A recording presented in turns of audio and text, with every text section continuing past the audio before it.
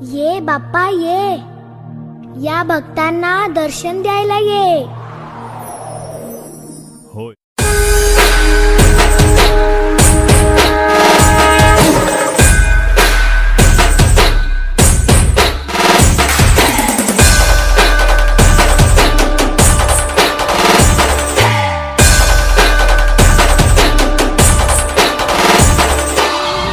आपल्याला फक्त दोनच गोष्टी आवडतात, गणपतीची गाणी आणि आपला लाडका चिमटा.